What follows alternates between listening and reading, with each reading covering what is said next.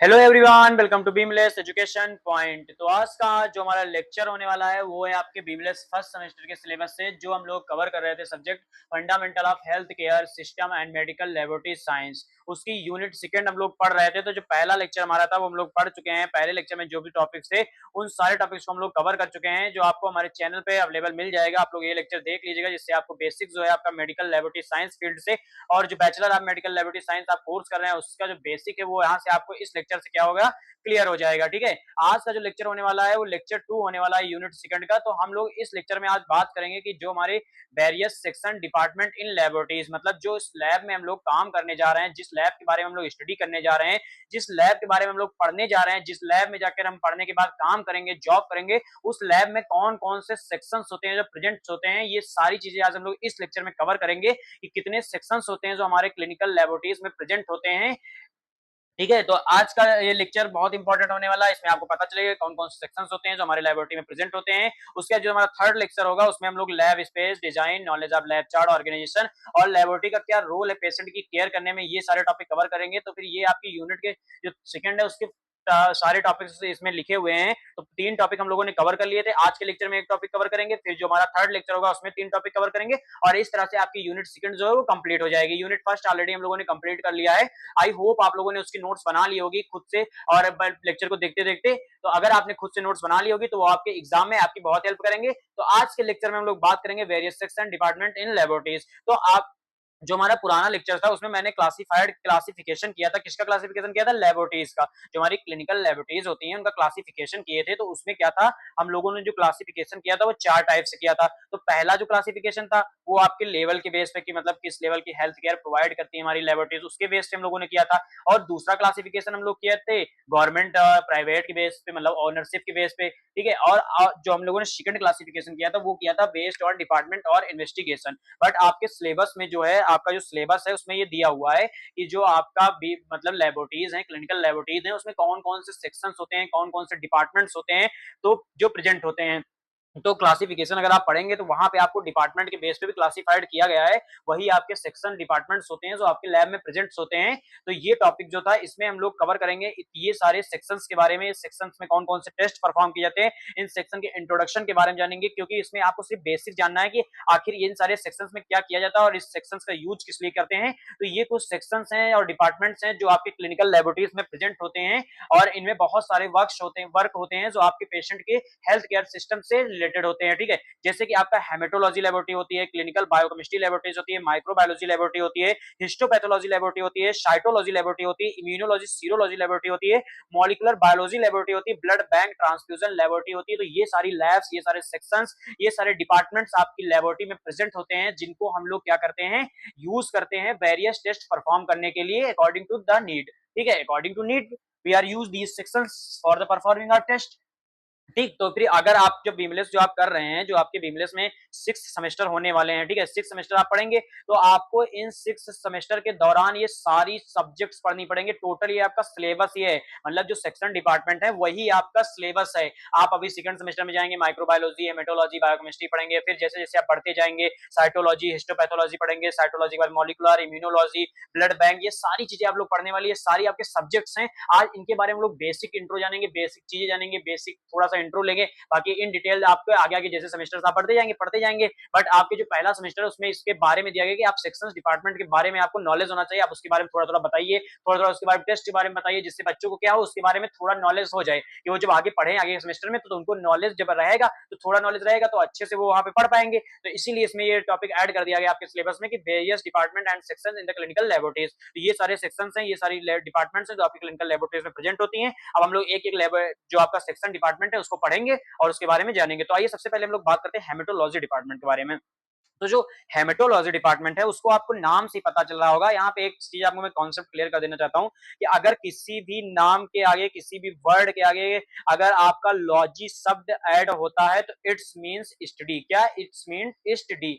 मतलब लॉजी का मतलब होता है टू स्टडी, मतलब उसके बारे में हम लोग क्या है, अध्ययन कर रहे हैं, उसके बारे में जान रहे हैं, उसके बारे में जानकारी को कैरी कर रहे हैं, तो उसे हम लोग क्या कहते हैं, लॉजी। अब जैसे आपका इसमें बहुत सारी सब्जेक्ट हैं, haematology, microbiology, histopathology, cytology, immunology, molecular biology, तो ये सब जिसमें भी लॉजी लगा हुआ है, लॉजी का मतलब टू स्टडी, ठीक है। अब हम लोग हेमेटोलॉजी के बारे में बात करते हैं, तो जो हेमेटोलॉजी है उसमें आपका हेमेटो मतलब होता है ब्लड और लॉजी मतलब मैंने बताया टू स्टडी, ठीक है। तो इसमें क्या करना है आपको, इस लेबोरेटरी में क्या करना है आपको, ब्लड के बारे में स्टडी करना है, उसे हम लोग क्या कहते हैं, haematology laboratory means in the branch of clinical laboratory, ठीक है। In the branch of clinical laboratory haematology we are study the blood and its component, मतलब ब्लड के बारे में स्टडी करेंगे और ब्लड से जो कंपोनेंट्स होते हैं उनके बारे में स्टडी करेंगे, तो उसे हम लोग क्या कहते हैं, हेमेटोलॉजी कहते हैं।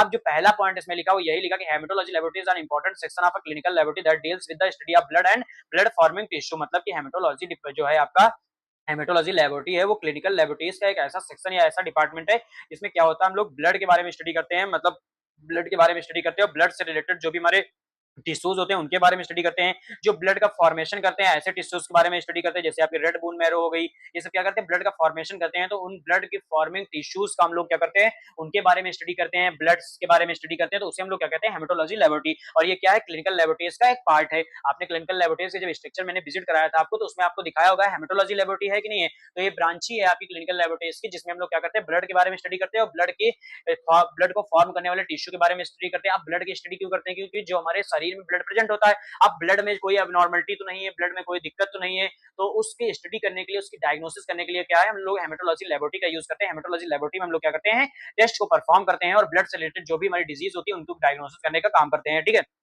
सेकंड पॉइंट लिखा है it involves the examination of cellular and non cellular component of blood, मतलब कि ये जो हमारे ये क्या करता है, हमारी एग्जामिन करता है सेलुलर और non cellular components of blood का, मतलब सेलुलर का मतलब होता है जो हमारी सेल्स होती है उनको हम लोग क्या कहते हैं, सेलुलर कहते हैं, जो नॉन सेल्स होती है उन्हें क्या कहते हैं, नॉन सेलुलर कहते हैं। आप जैसे सेल्स है तो सेल्स में आपके आरबीसी, डब्ल्यूबीसी, प्लेटलेट्स, ये सब क्या है, सेल है आपकी, ये आपकी बॉडी में प्रेजेंट होती है as a cellular work, as a cellular mechanism work करती है, तो इसे हम लोग सेलुलर कहते हैं। नॉन सेलुलर जैसे आपका प्लाज्मा हो गया, तो उसे हम लोग क्या कहते हैं, प्लाज्मा को जो है नॉन सेलुलर कहते हैं। ब्लड जो है दो चीजों से मिलकर बना होता है, सेल्स और प्लाज्मा, तो सेल जो होती है उनको सेलुलर बोलते हैं, प्लाज्मा जो होती है उन्हें नॉन सेलुलर बोलते हैं। तो सेलुलर और नॉन सेलुलर को एग्जामिनेशन करने के लिए क्या होता है, हेमेटोलॉजी लेबोरेटरी का यूज किया जाता है।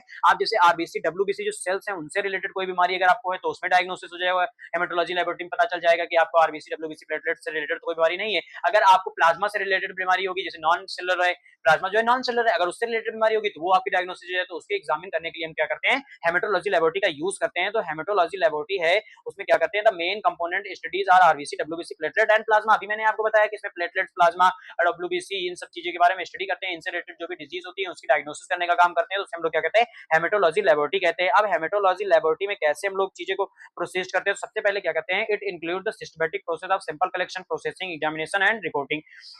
मतलब क्या है, सबसे पहले जो पेशेंट है आपका, वो आपके पास आएगा तो आप क्या करेंगे, उसका सैंपल लेंगे, ठीक है, सैंपल लेंगे। सैंपल लेने के बाद क्या करेंगे, सैंपल लेने के बाद आप क्या करेंगे, सैंपल को क्या है, लैब जो है आपकी उसमें क्या करेंगे, प्रोसेस करेंगे। प्रोसेस करने के बाद इसको क्या करेंगे, एग्जामिन करेंगे। जो रिपोर्ट होगी आपको उसमें देखेंगे कौन कौन सी चीजें हैं जो एबनॉर्मल हैं, और अकॉर्डिंग टू रीडिंग या अकॉर्डिंग टू जो आप ऑब्जर्व करेंगे, एग्जामिन करेंगे, उसके हिसाब से आप रिपोर्ट बना के दे देंगे। रिपोर्ट जो है वो पेशेंट है वो लेके जाएगा, डॉक्टर को दिखाएगा, डॉक्टर को पता चलेगा इसकी कौन सी बीमारी है या ब्लड से रिलेटेड कौन सी एबनॉर्मलिटी इसके बॉडी में है, उसके हिसाब से उसको मेडिसिन प्रेस्क्राइब कर देगा और वो ठीक हो जाएगा। तो इस तरह से हमारा हेल्थ केयर सिस्टम में हेमेटोलॉजी लेबोरेटरी एक ग्रेट रोल प्ले कर लेगी।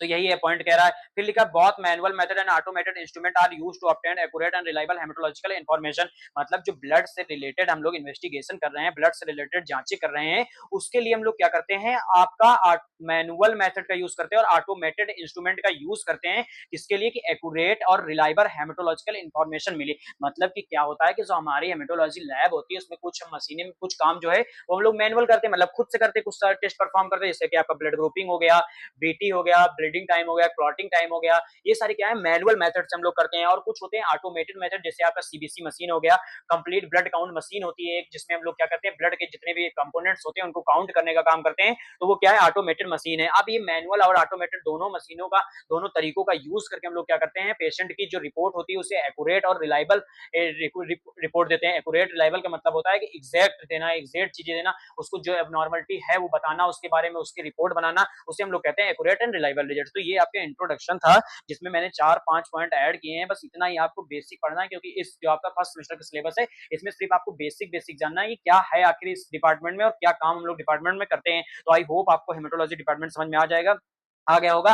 बाकी अब हम लोग बात करते हैं कि हेमेटोलॉजी जो डिपार्टमेंट होता है उसमें कौन-कौन से टेस्ट हम लोग परफॉर्म करते हैं। तो ये बहुत सारे टेस्ट हैं जो हम लोग क्या करते हैं हेमेटोलॉजी लैबोरेटरी जो होती है हमारी उसमें परफॉर्म करते हैं। तो ये सारे टेस्ट जो है आप जैसे सेकंड सेमेस्टर में जाएँगे तो ये जो टेस्ट हैं इनके बारे में आप डिटेल में पढ़ेंगे। यहाँ सिर्फ क्या है आपको नाम पता होना चाहिए कि हेमेटोलॉजी लैबोरेटरी जो है उसमें हम लोग कौन-कौन से टेस्ट परफॉर्म करते हैं। तो आपका सीबीसी हो गया, कंप्लीट ब्लड काउंट हो गया, हीमोग्लोबिन हो गया, ईएसआर हो गया, पेरिफेरल ब्लड स्मेयर हो गया, रेटिकुलोसाइट काउंट हो गया, प्लेटलेट्स काउंट हो गया, टोटल ल्यूकोसाइट काउंट हो गया, डिफरेंशियल ल्यूकोसाइट काउंट हो गया, प्रोथ्रोम्बिन टाइम का हो गया, एक्टिवेटेड पार्शियल प्रोथ्रोम्बिन टाइम हो गया, ब्लीडिंग टाइम हो गया, क्लॉटिंग टाइम हो गया। तो ये सारे नाम आप लोगों को याद करने पड़ेंगे। आपको इन सारे नाम को याद कर लीजिए। आप जब सेकंड सेमेस्टर में आएंगे तो आपको इन सारे टेस्ट के बारे में डिटेल में पढ़ाया जाएगा। यहाँ सिर्फ आपको नाम याद करना है कि कौन कौन से हेमेटोलॉजी लैब में टेस्ट परफॉर्म होते हैं। तो ये सारे टेस्ट के नाम है, इसमें से आप कम से कम 10 नाम या 5 से 10 नाम जरूर याद कर लीजिएगा। अगर आपकी यूनिवर्सिटी एग्जाम में क्वेश्चन आता है तो आप नाम लिख के आएंगे तो आपको अच्छे मार्क्स मिलेंगे और आपका एक जो बेसिक नॉलेज है वो भी इंप्रूव होगा। आप क्योंकि आप बिमलेस कोर्स करने जा रहे हैं, आपको ये सारे टेस्ट परफॉर्म करने ही है, एक दिन एक ना एक दिन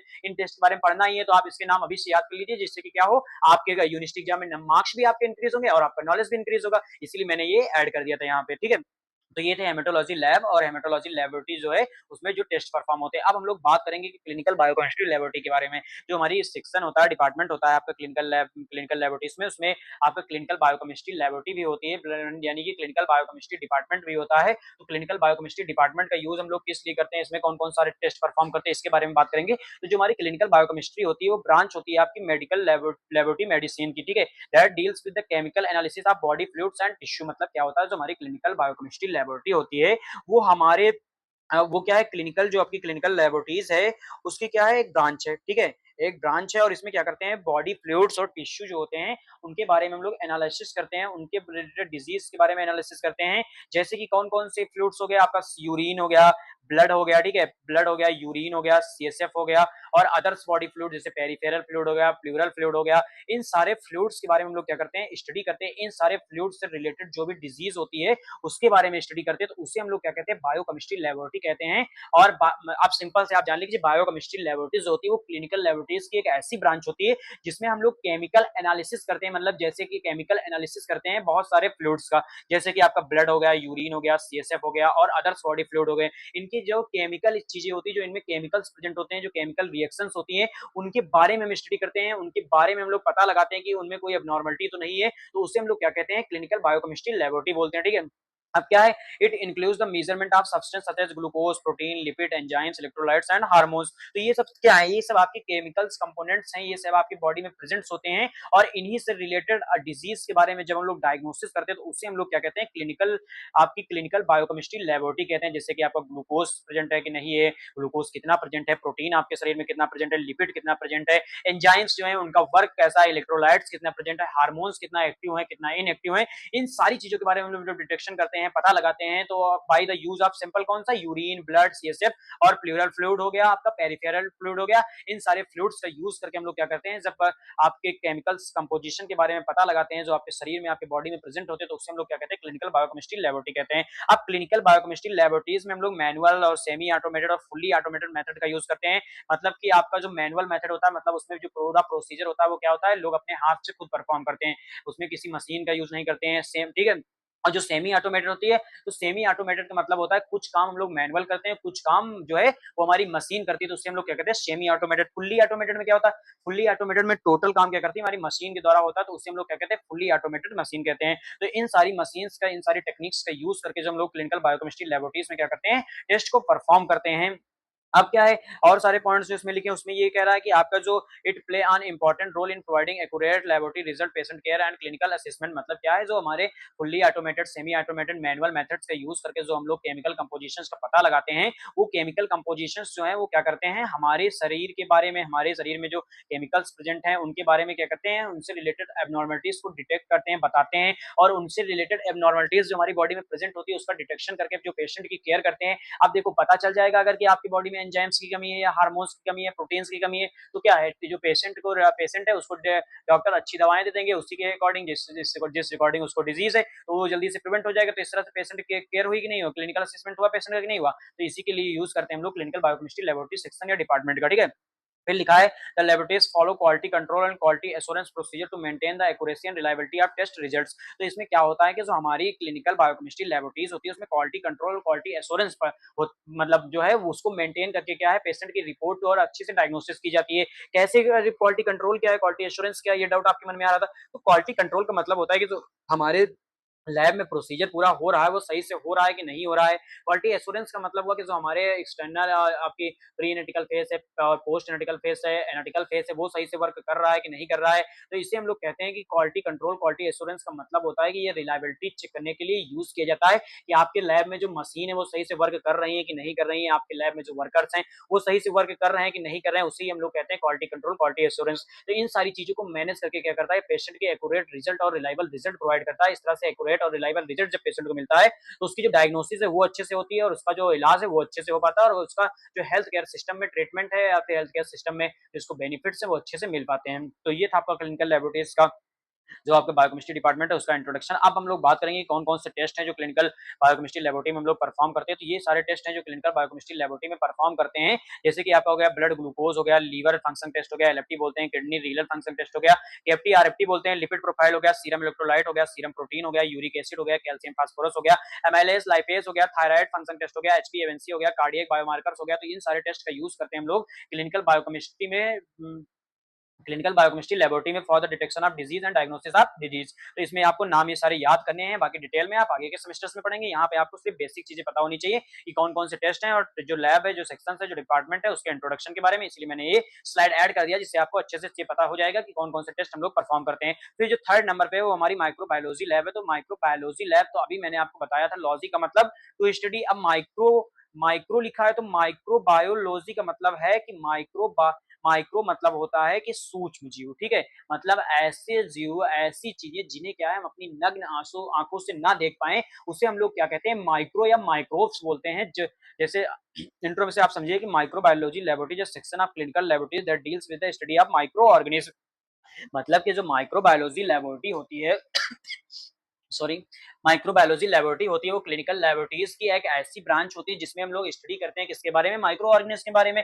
माइक्रो ऑर्गेनिज्म क्या होता है, माइक्रो ऑर्गेनिज्म ऐसे ऑर्गेनिज्म होते हैं जिन्हें हम अपनी नग्न आंखों से नहीं देख सकते हैं। ये बहुत सूक्ष्म होते हैं, बहुत छोटे होते हैं। इन्हें देखने के लिए क्या हमें माइक्रोस्कोप की आवश्यकता पड़ती है, तो उससे हम लोग क्या कहते हैं माइक्रो ऑर्गेनिज्म कहते हैं। जो माइक्रो ऑर्गेनिज्म होते हैं वो बैक्टीरिया हो सकते हैं, वायरस हो सकते हैं, फंगस हो सकते हैं, पैरासाइट्स होते हैं। ये सब क्या है माइक्रो ऑर्गेनिज्म है। अब इनसे रिलेटेड डिजीज के बारे में स्टडी करने के लिए हम लोग क्या है माइक्रोबायोलॉजी लेबोरेटरी का यूज करते हैं। माइक्रोबायोलॉजी लेबोरेटरीज में बहुत सारे टेस्ट परफॉर्म करते हैं और the detection of microbes. Microbes में बोले तो माइक्रो ऑर्गेनिज्म। माइक्रो ऑर्गेनिज्म कौन होती है, बैक्टीरिया, वायरस, फंगस और पैरासाइट्स। तो लिखा है it include the study of micro organism such as bacteria, fungi, virus and parasites. मतलब कि क्या है इसमें हम लोग माइक्रो ऑर्गेनिज्म के बारे में स्टडी करते हैं, माइक्रो ऑर्गेनिज्म के कारण होने वाली डिजीज के बारे में डायग्नोसिस करते हैं। जैसे कि कोई बैक्टीरिया के कारण डिजीज हुई, कोई फंजाई के कारण डिजीज हुई, किसी वायरस के कारण डिजीज हुई, किसी पैरासाइट्स के कारण डिजीज हुई। ऐसी इन माइक्रो ऑर्गेनिज्म के कारण होने वाली डिजीज के बारे में जब हम लोग डायग्नोसिस करते हैं, स्टडी करते हैं, तो उससे हम लोग क्या कहते हैं माइक्रोबायोलॉजी लेबोरेटरी कहते हैं। इसमें क्या होता है clinical specimen are collected processed and examined to identify microorganism. मतलब क्या होता है सैंपल हम लोग कलेक्ट करते हैं, फिर सैंपल का हम लोग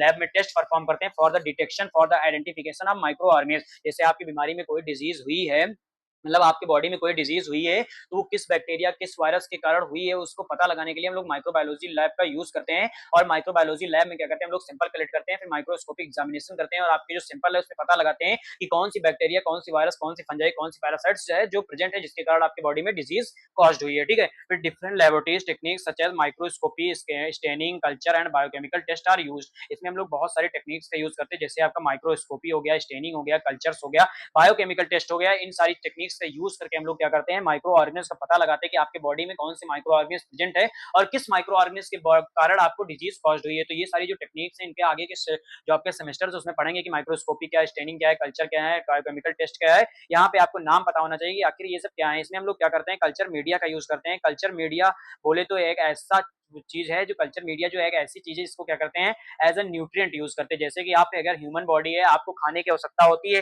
तभी आपकी ग्रोथ होती है, आप खाना खाते हैं तब आपकी ग्रोथ होती है, आप लंबे होते हैं, बड़े होते हैं, आपकी एज बढ़ती है, सारी क्या होती है आपकी खाने की कारण होती है। वैसे कल्चर मीडिया भी एक न्यूट्रिएंट है, एक खाना है किसके लिए, आपकी जो बैक्टीरिया होती है। कल्चर मीडिया में बैक्टीरिया की ग्रोथ होती है और बैक्टीरिया को आइडेंटिफाई करते हैं। जैसे कि आपकी कोई बैक्टीरिया है, कोई माइक्रो ऑर्गेनिज्म है, फंजाई है, पैरासाइट्स है, वायरस है, इनका सबका यूज करना, इनका सबका आइडेंटिफिकेशन, इनकी सबकी ग्रोथ को चेक करने के लिए हम लोग क्या करते हैं कल्चर मीडिया का यूज करते हैं। कल्चर मीडिया जो होती है एक न्यूट्रिएंट होती है जो हम लोग प्रोवाइड करते हैं बैक्टीरिया को फॉर देयर ग्रोथ। ठीक, फिर लिखा था laboratories follow aseptic techniques, biosafety measures and quality control to ensure accurate and safe laboratory work। अब आप माइक्रो ऑर्गेनिज्म के साथ डील करने जा रहे हैं, माइक्रो ऑर्गेनिज्म के बारे में स्टडी करने जा रहे हैं, तो माइक्रो ऑर्गेनिज्म आपके चारों ओर प्रेजेंट होते हैं और ये आसानी से क्या होता है एक बंदे से दूसरे बंदे में ट्रांसफर हो जाते हैं। तो इसके लिए क्या करते हैं माइक्रोबायोलॉजी लैब जो होती है उसमें बहुत सारे एसेप्टिक टेक्निक्स बायोसेफ्टी मेजर्स का यूज करते हैं जिससे क्या हो आपकी जो लेबोरेटरी के हेल्थ वर्कर लेबोरेटरी के वर्कर्स हैं उनको भी सेफ्टी की जाए और जो पेशेंट है उनको भी सेफ्टी की जाए और अच्छी रिपोर्ट जो है पेशेंट को प्रोवाइड की जाए। इसके लिए बहुत सारे टेक्निक्स और क्वालिटी कंट्रोल और क्वालिटी एश्योरेंस और बायोसेफ्टी मेजर्स का यूज किया जाता है। जब आप आगे माइक्रोबायोलॉजी डिटेल में पढ़ेंगे तो वहां पे आपको पढ़ाया जाएगा। बाकी अब हम लोग बात करते हैं कि कौन कौन से टेस्ट हैं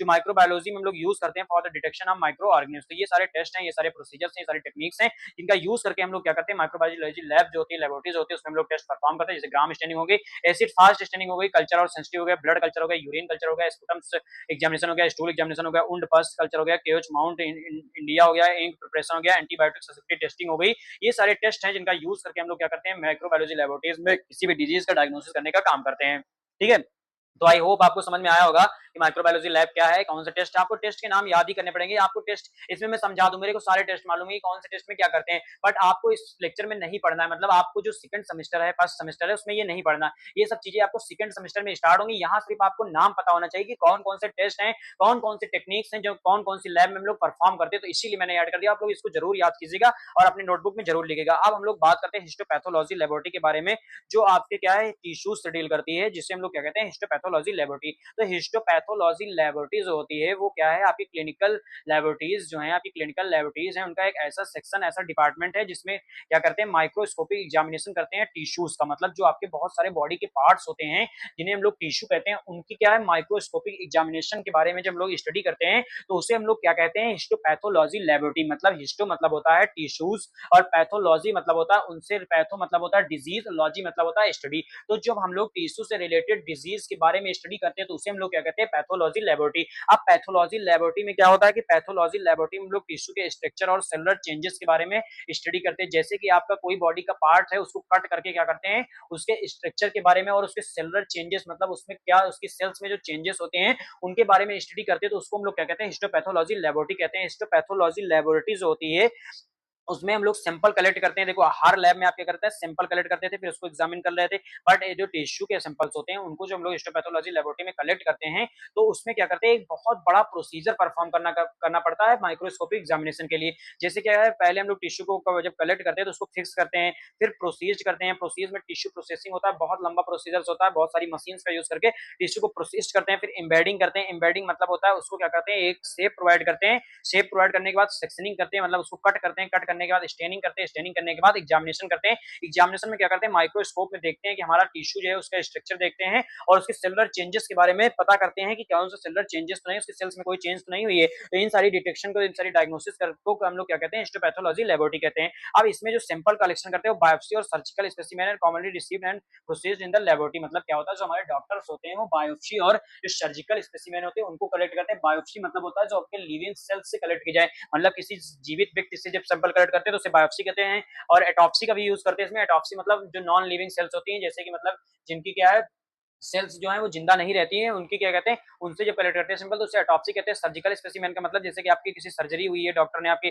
सर्जरी की तो उसमें आपका कोई पार्ट क्या है कट करके बाहर निकाला है और उसको फिर उस पार्ट के जो हम लोग टिश्यू एग्जामिन करते हैं तो उसे हम लोग क्या कहते हैं सर्जिकल स्पेसिमेन। तो ये सारी टेक्निक्स होती है इनका यूज करके हम लोग क्या करते हैं टिश्यू को प्रोसेस करते हैं। और हिस्टोपैथोलॉजी में क्या करते हैं टिश्यू से रिलेटेड डिजीज जो होती है उनके बारे में डायग्नोसिस करते हैं, पता लगाते हैं तो उससे हम लोग क्या कहते हैं हिस्टोपैथोलॉजी लेबोरेटरी कहते हैं। अब हिस्टोपैथोलॉजी लेबोरेटरी में जो हम लोग क्या करते हैं माइक्रोस्कोपी और स्टेनिंग टेक्निक्स परफॉर्म करते हैं for the detail tissue examination. Tissue को अच्छी तरह से एग्जामिन करने के लिए क्या है माइक्रोस्कोपी और स्पेशल स्टेनिंग टेक्निक्स का यूज करते हैं। तो स्पेशल स्टेनिंग टेक्निक्स में आपकी H&E स्टेन होगी, योसिन स्टेन होगी, इन सारी स्टेन्स का यूज करके हम लोग क्या करते हैं आपकी जो माइक्रोस्कोपी एग्जामिनेशन है उसको करने का काम करते हैं और टिश्यू को बेटर तरीके से एग्जामिन करने का काम करते हैं। इसमें क्या करते हैं प्रॉपर स्पेसिमेन हैंडलिंग करते हैं और क्वालिटी कंट्रोल परफॉर्म करते हैं और सेफ्टी प्रोसीजर्स को फॉलो करके क्या करते हैं रिलायबल और एक्यूरेट रिजल्ट्स देते हैं अपने पेशेंट को और उसकी जो पेशेंट है उसकी डिजीज को अच्छे तरीके से डायग्नोसिस करने का काम करते हैं। तो इसमें क्या है आपको इसमें भी आपके स्पेसिमेन को अच्छे तरीके से हैंडल करना होता है, क्वालिटी कंट्रोल का ध्यान रखना होता है, सेफ्टी प्रोसीजर का ध्यान रखना होता है। इन सारी चीजों को ध्यान रखते हुए हमें क्या होता है रिलायबल रिजल्ट प्रोवाइड करना होता है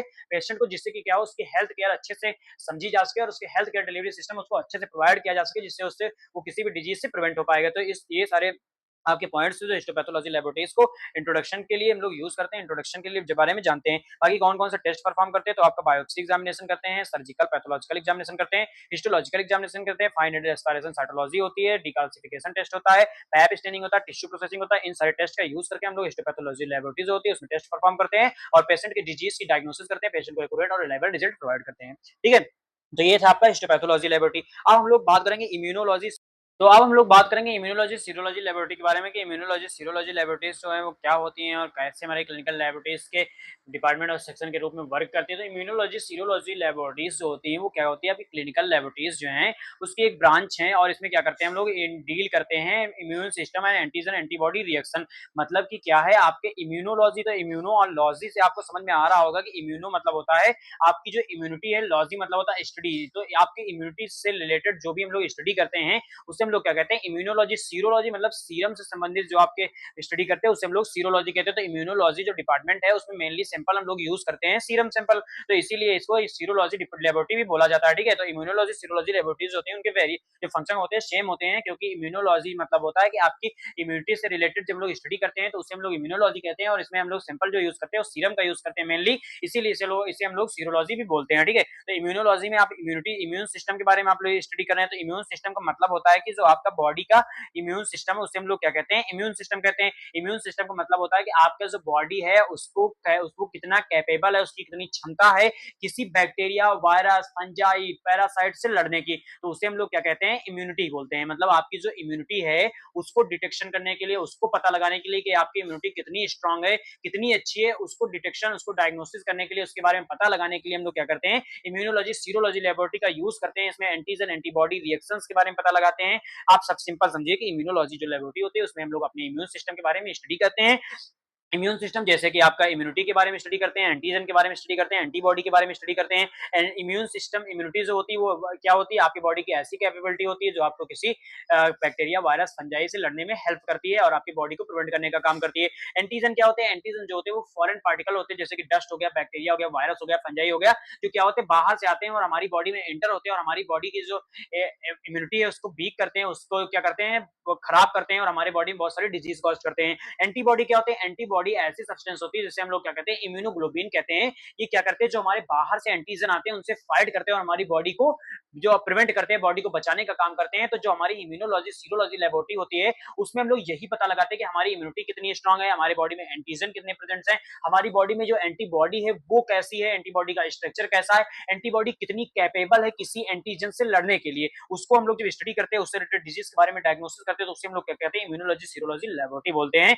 अब इसमें लिखा है it involve the study of antigen antibody immune cells and immune responses. अभी मैंने आपको बताया कि एंटीजन एंटीबॉडी और इम्यून सिस्टम के बारे में हम लोग स्टडी करते हैं। इसमें सीरम और प्लाज्मा जो सिंपल है उसको हम लोग मोस्ट कॉमनली यूज करते हैं for the detection of disease. अब इसमें मेथड जैसे आपका इलाइजा हो गया, एलिग्लूमेटेशन मेथड हो गया, इम्यूनोफ्लोरोसेंट हो गया, रैपिड टेस्ट हो गया, इन सारी टेक्निक्स, इन सारी मेथड्स का यूज करके क्या करते हैं हम लोग जो सीरोलॉजी इम्यूनोलॉजी लेबोरेटरी होती है उसमें क्या करते हैं टेस्ट को परफॉर्म करते हैं। तो ये सारे पॉइंट्स आप लोग नोट कर लीजिएगा। फिर लिखा these techniques are used to detect measure specific antigen and antibody. मतलब क्या क्या है कि हमारे शरीर में एंटीजन एंटीबॉडी का डिटेक्शन करते हैं, एंटीबॉडी और एंटीजन कितनी मात्रा में प्रेजेंट होते हैं उनकी स्पेसिफिक मेजरमेंट करने का काम करते हैं और इस तरह से स्पेसिफिक मेजरमेंट करने के बाद ये लोग क्या करते हैं डिजीज का डायग्नोसिस करने का काम करते हैं। फिर लिखा proper quality control and standard procedure involve to ensure accurate and reliable result. ये आपको हर लैब में आपको ये परफॉर्म करना है, क्वालिटी कंट्रोल और स्टैंडर्डाइज प्रोसीजर, जिससे कि क्या हो आपका रिजल्ट जो है वो एक्यूरेट और रिलायबल हो। अब इसमें कौन कौन से टेस्ट परफॉर्म करते हैं, तो ये बहुत सारे टेस्ट हैं जिनका परफॉर्म हम लोग क्या करते हैं क्लिनिकल लेबोरेटरीज में करते हैं। आपकी कौन सी लेबोरेटरीज में, इम्यूनोलॉजी और सीरोलॉजी लेबोरेटरी में। जैसे कि आपका बिडाल टेस्ट हो गया, टाइफाइड के लिए किया जाता है, बीडीआरएल हो गया जो सिफिलिस के लिए जाता है, एचआईवी, एचबीएसएजी, ये तीनों क्या है वायरल मार्कर हैं जिनको डिटेक्शन करने के लिए किया जाता है, वायरल मार्कर से डिटेक्शन करने के लिए किया जाता है। एचआईवी, एचबीएसएजी और एससीवी डेंगू का टेस्ट किया जाता है, इसी में सीआरपी का टेस्ट किया जाता है, एसओ का किया जाता है, आरएफ फैक्टर का किया जाता है, एएनए का किया जाता है, एएनए का मतलब होता है एंटी न्यूक्लियर एंटीबॉडी टेस्ट। तो इन सारे टेस्ट का नाम क्या है आपको याद करना है। ठीक है, फिर हम लोग बात करते हैं मॉलिक्यूलर बायोलॉजी लेबोरेटरी। ये भी क्या है आपके क्लिनिकल लेबोरेटरीज की एक ब्रांच जिसमें क्या है हम लोग एनालिसिस करते हैं डीएनए और आरएनए के बारे में। आपने हाई स्कूल इंटर में बहुत पढ़ा होगा डीएनए और आरएनए के बारे में। अब आपको बीमलेस जो आपकी bachelor of medical laboratory science है इसमें आप लोग क्या पढ़ेंगे, इसमें आप लोग मॉलिक्यूलर बायोलॉजी पढ़ेंगे। मॉलिक्यूलर बायोलॉजी मतलब कि जो हमारे बॉडी में मॉलिक्यूल्स प्रेजेंट होते हैं जैसे कि डीएनए हो गया, आरएनए हो गया, इनके बारे में स्टडी करेंगे, इनसे रिलेटेड डिजीज के बारे में स्टडी करेंगे, इनमें होने वाली एबनॉर्मलिटीज के बारे में स्टडी करेंगे, इनमें होने वाले डैमेज के बारे में स्टडी करेंगे, इनमें होने वाली जो आपके एबनॉर्मल चीजें हैं उनके बारे में स्टडी करेंगे, डीएनए में चेंजेस के बारे में स्टडी करेंगे, आरएनए में चेंजेस के बारे में स्टडी करेंगे। इन सारे चेंजेस, इन सारी एबनॉर्मलिटीज की वजह से हमारी बॉडी पे क्या इफेक्ट पड़ेगा, हमारी बॉडी में कौन सी डिजीज कॉज होगी, हमारे जो हमारे न्यू बॉर्न बेबी होंगे उनमें कौन सी डिजीज कॉज होगी, इन सारी चीजों के बारे में हम लोग स्टडी करते हैं। तो उससे हम लोग क्या कहते हैं, मॉलिक्यूलर बायोलॉजी लैबोरेटरी बोलते हैं। मॉलिक्यूलर बायोलॉजी जो होती है वो किससे डील करती है, वो आपके मॉलिक्यूल से डील करती है, जो मॉलिक्यूल्स हमारे बॉडी में प्रेजेंट होते हैं और वेरियस फंक्शन के लिए इंपॉर्टेंट होते हैं हमारी बॉडी के, ठीक है। It focus on the detection and analysis of genetic material at the molecular level, मतलब जो जेनेटिक मटेरियल होता है,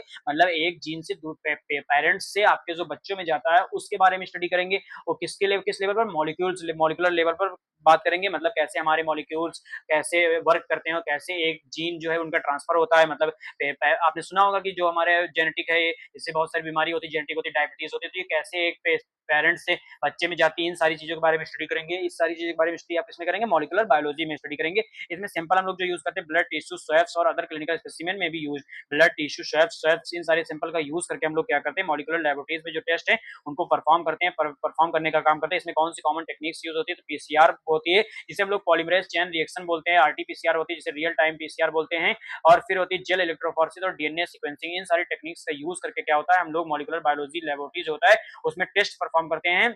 और जो मॉलिक्यूलर मॉलिक्यूलर मेथड्स होते हैं वो क्या करते हैं, प्रोवाइड करते हैं रैपिड, सेंसिटिव और specific detector of genetic material, मतलब जो जेनेटिक मटेरियल्स है आपका न्यूक्लिक एसिड जैसे डीएनए, आरएनए, इनसे रिलेटेड जो डिजीज होती हैं, इनसे रिलेटेड जो प्रॉब्लम्स होती है उसको क्या करते हैं, हमारी जो मॉलिक्यूलर मेथड्स होते हैं वो क्या करते हैं, अर्ली और जल्दी क्या करते हैं, डायग्नोसिस करने का काम करते हैं और हमें रिपोर्ट प्रोवाइड करने का काम करते हैं। इसमें भी proper sample handling, contamination control, quality assurance क्या होता है, एसेंशियल होता है रिलायबल रिजल्ट के लिए। तो ये सारे पॉइंट्स है जो मॉलिक्यूलर बायोलॉजी के इंट्रोडक्शन में आपको पढ़ना है, और इससे आई होप आपको मॉलिक्यूलर बायोलॉजी के इंट्रोडक्शन के बारे में पता लग गया होगा। बाकी ये सारे टेस्ट है जिनका परफॉर्म करते हैं हम लोग किसके लिए, आपके मॉलिक्यूलर बायोलॉजी में जो आपके प्रोसीजर्स होते हैं उनको फॉलो करने के लिए, उनके डिटेक्शन करने के लिए, डिजीज को डिटेक्शन करने के लिए, जो आपके मॉलिक्यूल्स होते हैं उनसे रिलेटेड पीसीआर हो गया, आरटीपीसीआर हो गया, रियल टाइम पीसीआर हो गया, जेल इलेक्ट्रोफोरेसिस हो गया, फिश हो गया, न्यूक्लिक एसिड एम्प्लीफिकेशन टेस्ट हो गया। इन सारे टेस्ट का नाम क्या करना है, आपको याद करना है। बाकी इन टेस्ट के बारे में आप सेकंड सेमेस्टर से डिटेल में पढ़ेंगे, यहाँ से आपको नाम याद करना है, इसीलिए मैंने स्लाइड्स ऐड कर दिया कि आपको नाम पता हो जाएगा यहाँ से।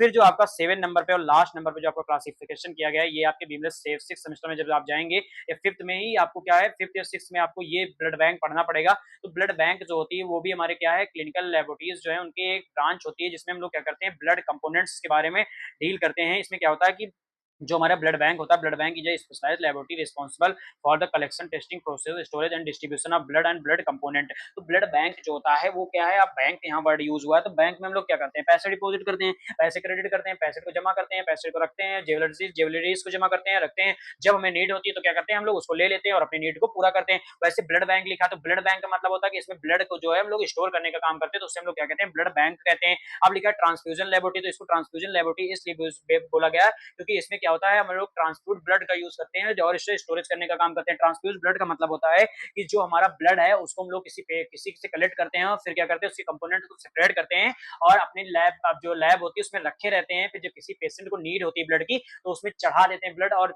ब्लड को जो है, जो ब्लड को चढ़ना बोलते हैं, मतलब ब्लड को उसकी बॉडी में फिल करने को क्या कहते हैं, ट्रांसफ्यूजन कहते हैं। तो इसीलिए इसको ट्रांसफ्यूजन लेबोरेटरी बोला गया। तो ब्लड बैंक जो होती है वो हमारी क्लिनिकल लेबोरेटरीज की ऐसी ब्रांच होती है जिसमें क्या करते हैं, हम लोग ब्लड को कलेक्ट करते हैं किसी डोनर से और क्या करते हैं, उस ब्लड को प्रोसीज करते हैं, बहुत सारी चीजें स्टोरेज कंडीशन मेंटेन करते हैं, फिर अलग अलग उससे कंपोनेंट्स सेपरेट करते हैं, जैसे कि आरबीसी, डब्ल्यूबीसी, प्लेटलेट्स, प्लाज्मा, सब अलग अलग उसमें कर लेते हैं, फिर अलग अलग उसको स्टोरेज करते हैं, अलग अलग स्टोरेज टेम्परेचर होता है और अलग अलग कंपोनेंट्स को स्टोर करते हैं। अगर किसी पेशेंट को नीड होती है ब्लड को, उसको किसी ब्लड कंपोनेंट की कमी होती है, तो उस पेशेंट को क्या करते हैं, प्रोवाइड करते हैं हम लोग ब्लड, और उसको किसी डिजीज से, ब्लड से रिलेटेड होने वाली डिजीज से प्रिवेंट करने का काम करते हैं। मतलब कि इसमें हम लोग ब्लड कलेक्ट करते हैं किसी डोनर से, जो ऐसा व्यक्ति हो जो अपनी मतलब इच्छा के अनुसार अपना ब्लड डोनेट करना चाहे, तो उस ब्लड को डोनेट करके, डोनेशन लेके हम लोग क्या करते हैं, ब्लड को स्टोरेज कंडीशन, ब्लड के कंपोनेंट्स को सेपरेट करके अलग अलग कंपोनेंट जैसे आरबीसी, प्लेटलेट्स, प्लाज्मा अलग अलग रखते हैं और उसको क्या करते हैं, स्टोरेज कंडीशन मेंटेन करते हैं। फिर क्या करते हैं, जो हमारा अगर किसी पेशेंट को ब्लड की नीड होती है तो उसको प्रोवाइड करते हैं और उस पेशेंट को प्रिवेंट करते हैं ब्लड से रिलेटेड होने वाली डिजीज या ब्लड की कमी से रिलेटेड होने वाली डिजीज से, ठीक है। इसमें क्या करते हैं, it perform blood grouping and RS typing to detection determine blood compatibility. मतलब क्या होता है, जो हमारे ब्लड बैंक होते हैं इसमें ब्लड ग्रुपिंग परफॉर्म की जाती है, आरएच टाइपिंग परफॉर्म की जाती है ब्लड कंपैटिबिलिटी को मेजरमेंट करने के लिए। ब्लड कंपैटिबिलिटी का मतलब होता है कि जो हमारा ब्लड ग्रुपिंग है वो सही है कि नहीं है, मतलब इसमें ये होता है कि जो हमारे पेशेंट्स होते हैं और जो हमारे डोनर होते हैं, मतलब किसी ने ब्लड डोनेट किया, किसी पेशेंट को चढ़ना है, तो उसकी कंपैटिबिलिटी को चेक करते हैं। कंपैटिबिलिटी बोले तो उसके ब्लड ग्रुप को देखते हैं कि वो दोनों ब्लड ग्रुप से मतलब सही से हैं कि नहीं है, पेशेंट की बॉडी में ब्लड जाएगा, कोई दिक्कत तो नहीं होगी। तो उसकी कंपैटिबिलिटी को चेक करने के लिए हम लोग क्या करते हैं, ब्लड ग्रुप और आरएच टाइपिंग करते हैं और इस तरह से हम लोग ब्लड को ट्रांसफ्यूज करने का काम करते हैं। Donated blood is tested for transfusion transmitted infection before use, मतलब कि क्या होता है, ट्रांसफ्यूजन ट्रांसमिटेड इन्फेक्शन होते हैं कुछ, जैसे कि एचआईवी हो गया, एचपीएसएजी हो गया, मलेरिया हो गया, सिफिलिस हो गया, इन सारी टेस्ट के बारे में हम लोग जांच करते हैं पहले। कब करते हैं जांच, जब ब्लड किसी मतलब किसी बंदे से अगर हम लोग ब्लड ले रहे हैं तो उसके जो आपके ट्रांसफ्यूजन ट्रांसमिटेड डिजीज इन्फेक्शन होते हैं उसकी जांच करते हैं, जैसे कि एचबीएसएजी हो गया, एससीवी हो गया, एचआईवी हो गया, मलेरिया हो गया, सिफिलिस हो गया, ये सारे टेस्ट परफॉर्म करते हैं कि उसको इन सारी चीजें, डेंगू हो गया, इन सारी बीमारियां तो नहीं, अगर ये सारी बीमारियां होती है तो उस बंदे से ब्लड नहीं लेते, अगर बीमारी नहीं होती तो उस बंदे से ब्लड लेते हैं और ब्लड को स्टोर करने का काम करते हैं ब्लड बैंक में। फिर लिखा blood is separated into components such as RBC, plasma, platelet and cryoprecipitate. तो ब्लड को हम लोग कलेक्ट करते हैं, उसके बाद हम लोग क्या करते हैं, आरबीसी, प्लाज्मा, प्लेटलेट्स, क्रायोप्रेसिपिटेट, इन सारे कंपोनेंट्स में ब्लड को क्या करते हैं, सेपरेट करते हैं और इसको फिर क्या करते हैं, ब्लड बैंक में स्टोर करने का काम करते हैं। और बहुत सारे क्या होता है, compatibility testing and cross matching are perform before blood transfusion. अगर हमें किसी पेशेंट को ब्लड देना है कि उसके बॉडी में ब्लड जो है वो ट्रांसफ्यूज किया जाए, तो उसके लिए क्या करते हैं, कंपेटिबिलिटी टेस्ट परफॉर्म करते हैं, क्रॉस मैचिंग करते हैं। इसमें हम लोग ये देखते हैं कि जो हमारा पेशेंट और डोनर का ब्लड है वो सही है कि नहीं है, वो एक दूसरे के लिए कंपेटेबल है कि नहीं, मतलब एक दूसरे के लिए एक्यूरेट है कि नहीं है, कि मतलब उसके बॉडी में जाने के बाद कोई रिएक्शन तो कॉज नहीं होगी, उसको कोई डैमेज तो नहीं करेगा। इन सारी चीजों को चेक करने के लिए हम लोग पहले ही कंपेटिबिलिटी टेस्टिंग और क्रॉस मैचिंग परफॉर्म कर लेते हैं ब्लड ट्रांसफ्यूजन करने से पहले। फिर लिखा proper storage condition, quality control, documentation are maintain to ensure safe blood transfusion. तो ये सारे पॉइंट्स आप लोगों ने पढ़ा, तो आई होप आपको ये पॉइंट समझ में आ गया होगा, इसमें कोई समझाने की बात नहीं, क्योंकि हर लैब में ये इंपॉर्टेंट होता है, आपको quality control, storage condition, documentation, ठीक है।